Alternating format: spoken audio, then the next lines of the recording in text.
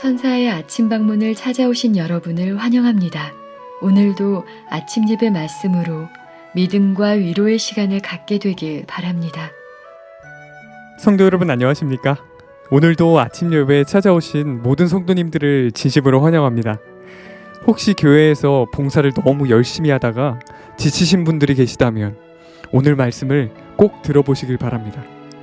2000년 전 예수께서 마르다와 마리아에게 해주셨던 말씀처럼 이 시대를 살아가는 모든 성도들이 다시 소망을 얻고 더 힘있는 봉사와 섬김으로 나아가게 되시길 간절히 바랍니다. 이제 기도하겠습니다. 하늘에 계신 아버지, 어두움에서 저희를 불러주시고 참된 진리의 말씀으로 인도해 주셔서 감사드립니다. 주님, 말씀을 놓치고 봉사하고 헌신하다가 넘어져서 하나님의 뜻을 잃어버리고 힘들어서 고민 가운데 빠져있는 성도들이 있다면 오늘 말씀이 위로가 되고 소망이 될 수 있도록 도와주시옵시고, 딱딱해진 마음이 있다면 부드럽게 하여 주시옵소서.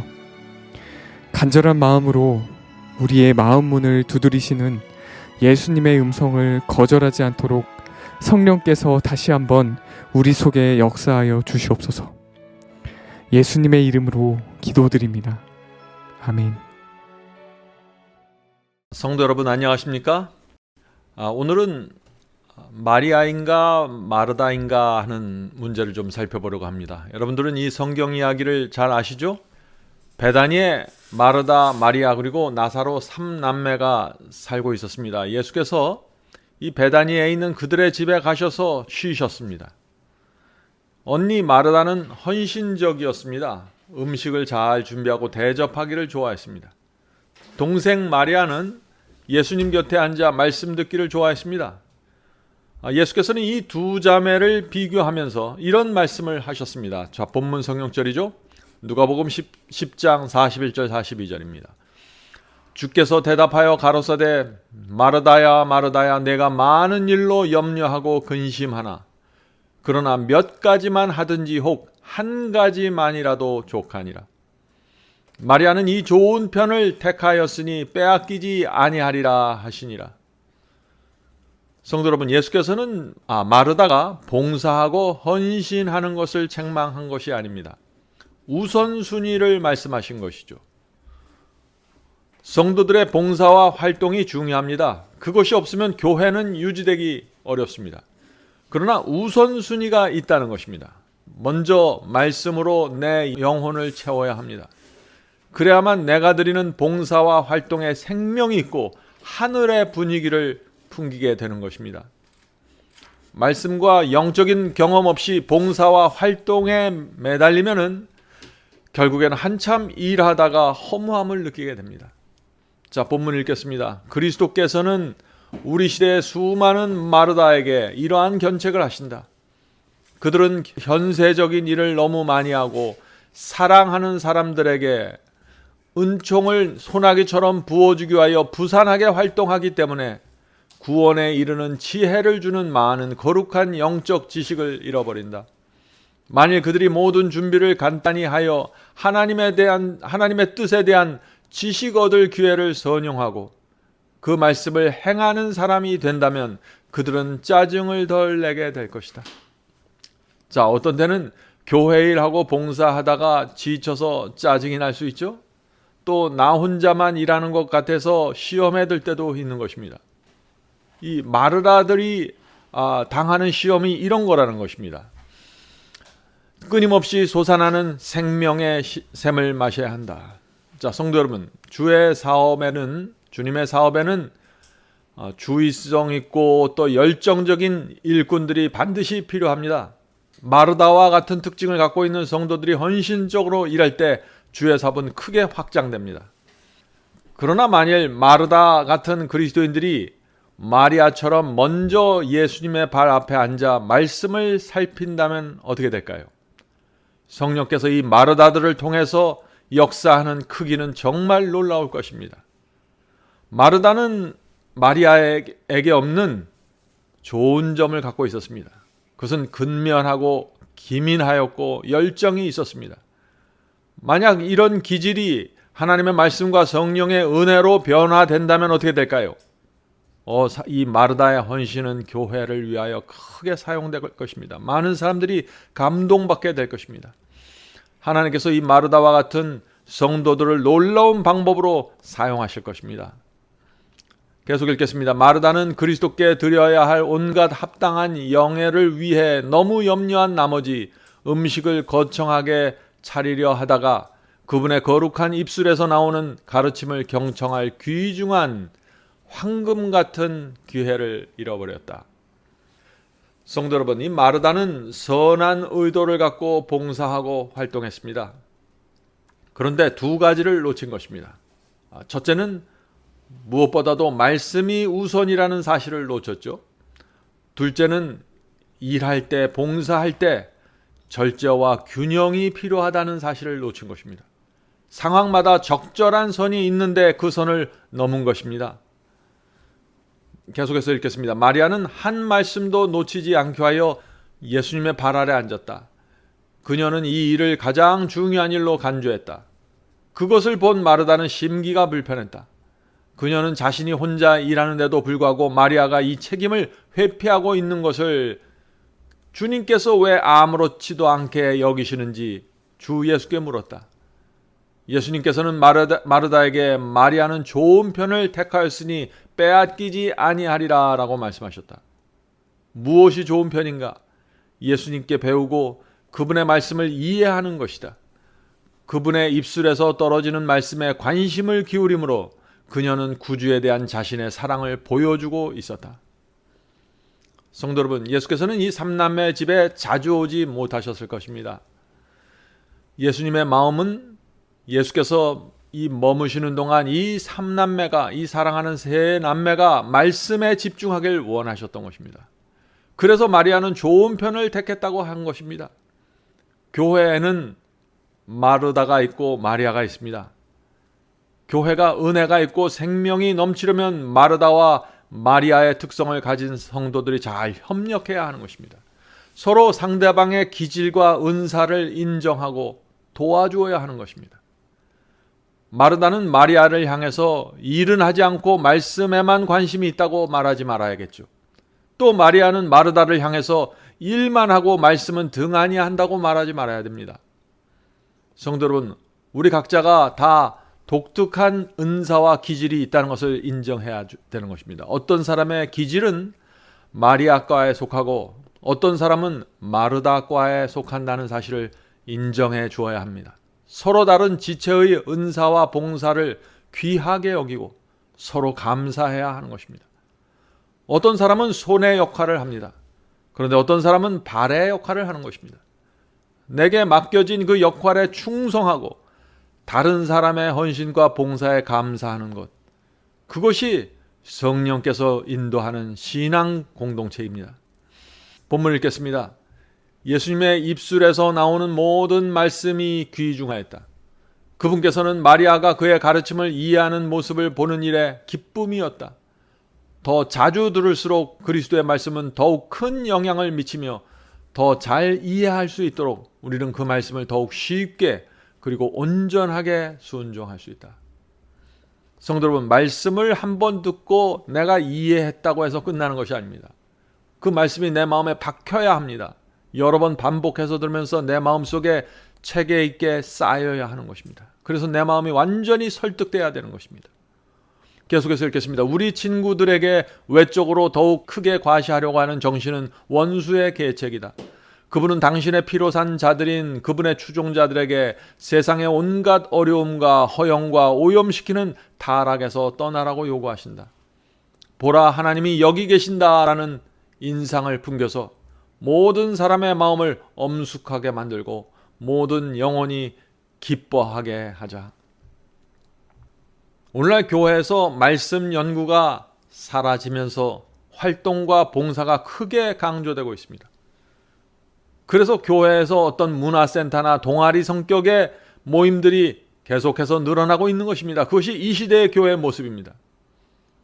그 결과 봉사하는 마르다들이 많이 나타나게 되었고 그들을 중심으로 교회가 운영되고 있는 것입니다.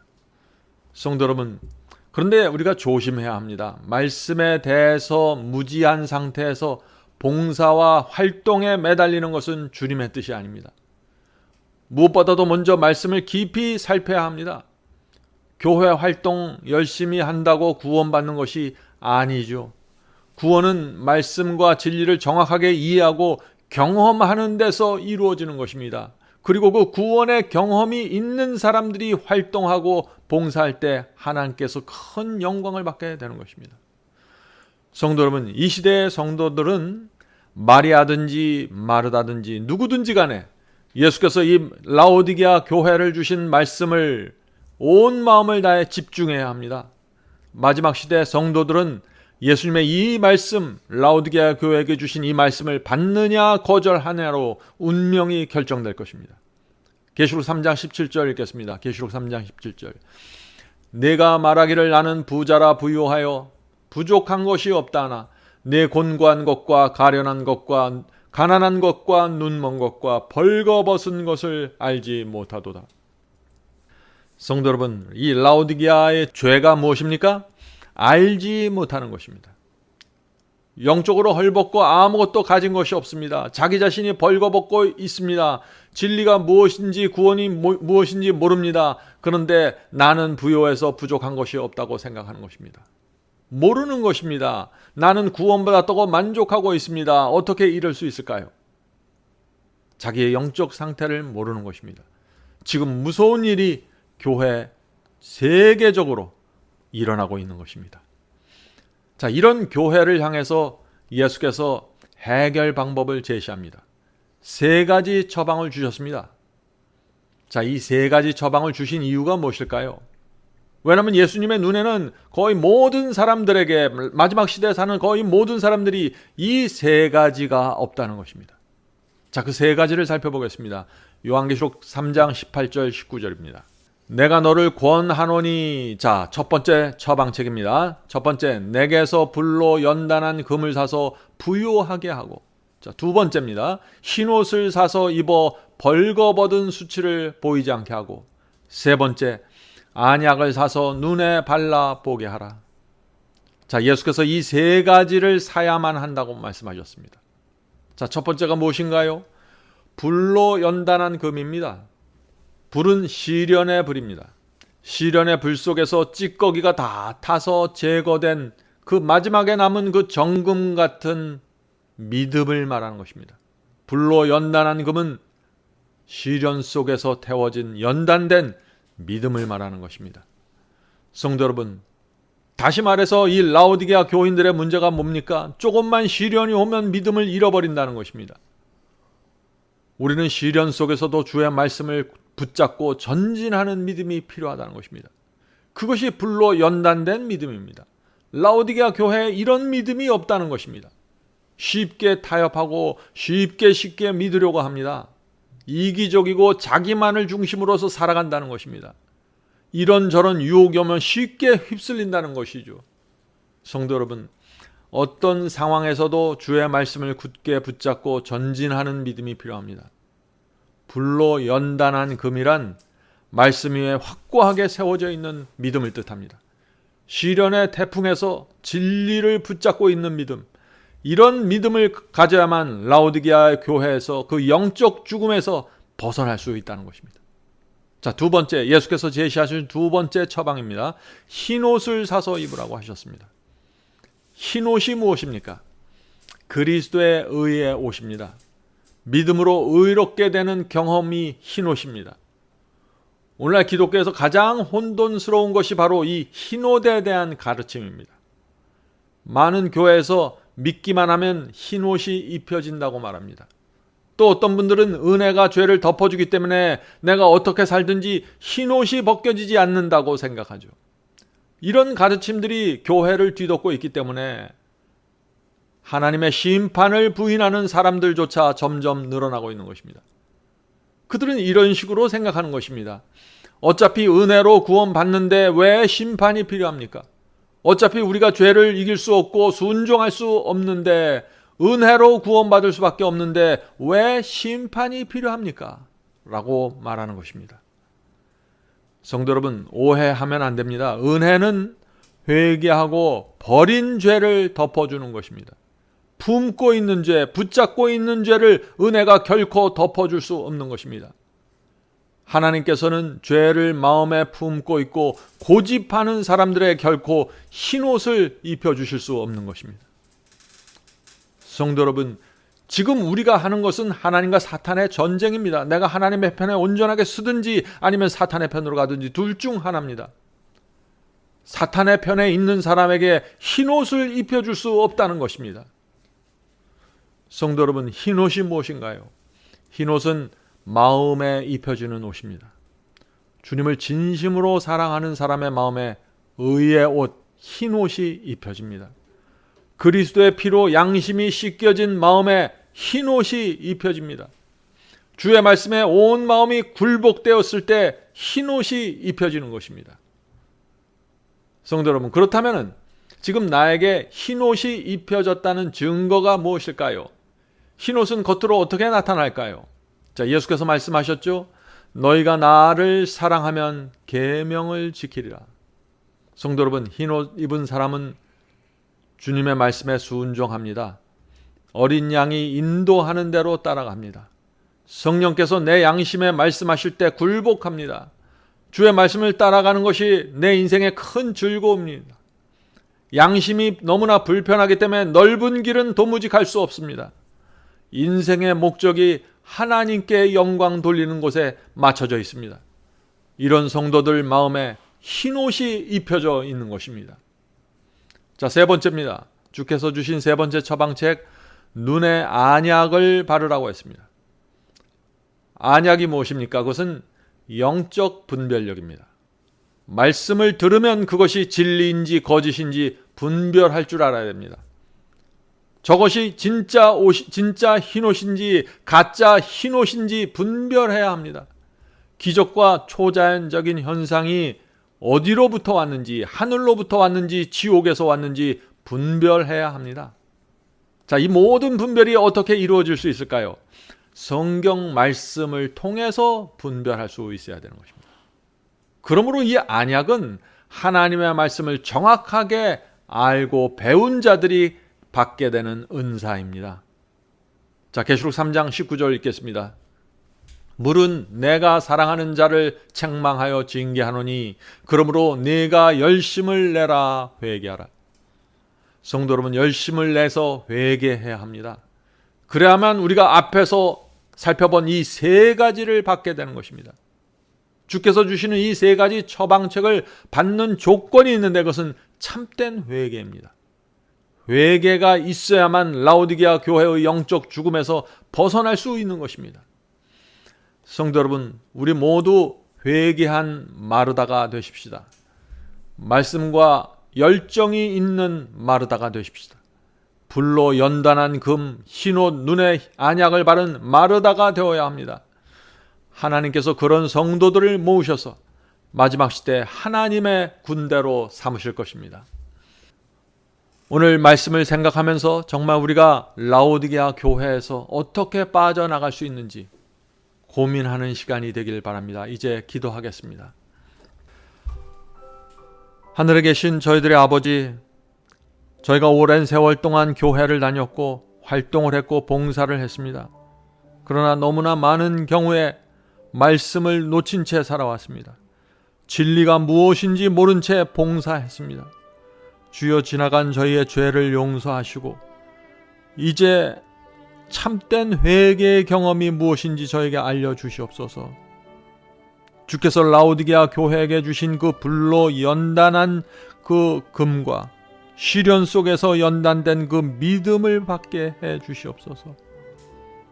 또 그리스도의 의의 옷, 흰옷이 무엇인지 알게 하시고 그 옷을 입을 수 있도록 도와주시옵소서. 또 눈에 안약을 발라서 기독교에 존재하는 수많은 미혹들을 저희가 볼 수 있도록 도와주시옵소서. 하늘에 계신 아버지, 오랜 세월 동안 저희가 주님을 믿었습니다.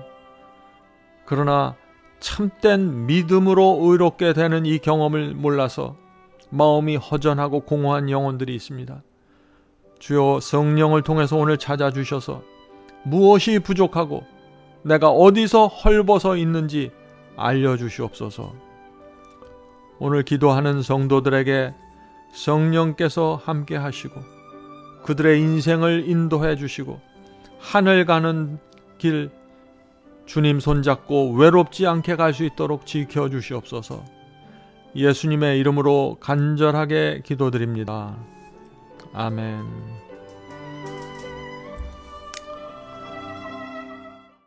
성도 여러분, 마지막 사명에서는 아침 예배 채널을 유튜브에서 별도로 운영하고 있습니다. 아침 예배 채널에서는 매일 새벽 4시에 예배 영상이 올려지고 있으며 특별히 아침 9시에 생방송 예배가 진행됩니다.